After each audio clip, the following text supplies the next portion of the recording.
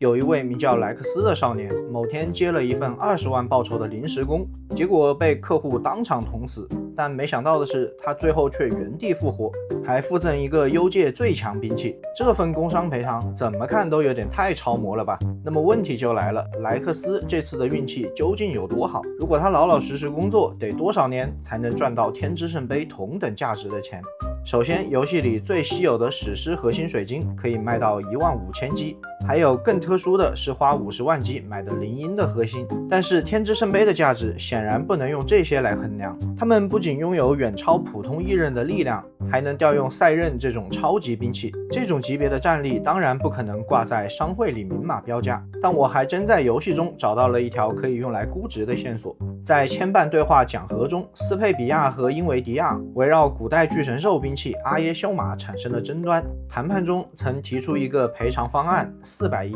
而且按照花的说法，这笔钱可以造1000个花。那这里我们还能知道花的造价大概是4000万基，也就是说一枝花等于80个灵鹰这种级别的稀有异刃。花之圣杯果然名不虚传。虽然斯佩比亚最终没有支付400亿，而是通过放弃对阿耶修马的调查和研究权解决了这场争端，但这个数字还是可以给我们提供一个国家级的价格锚点。在幽界，一件足以引发两国军事冲突的巨神兽兵器，其战略价值大概在400亿左右。但我们怎么通过400亿来衡量天之圣杯的价值呢？在 DLC 黄金之国的开场提到，灭曾经独自让一个国家连同巨神兽一起沉入云海，不过他的战绩不等同于能力上限，不能简单的按一只巨神兽乘以几倍来计算，所以我想到了一个更加合理的参照，那就是核威慑。它们真正的价值不仅来自破坏力，光是掌握在手中就足以改变国家之间的力量平衡。从游戏设定中我们可以知道，斯佩比亚是幽界的工业和军事大国，但因国土衰退与资源短缺而开始侵略他国，现实中没有完全对应的国家。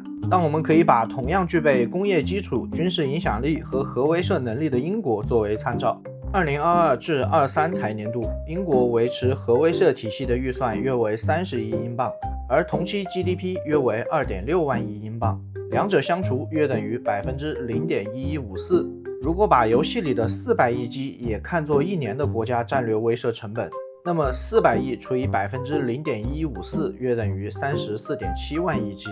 这下我们终于拥有了一个能够衡量幽界里国家级损失的数值。接下来我们再把时间拨回到500年前，在那场大战中，共有3头大型巨神兽坠落云海，相当于3个国家的毁灭。全部按照斯佩比亚的体量，并且保守统计，只计算他们一年的经济产出，再把损失平均分摊给光和灭2位天之圣杯，34.7万亿基乘以3除以2约等于52万亿基。那么这个数字就是我们天之圣杯的最低估值了。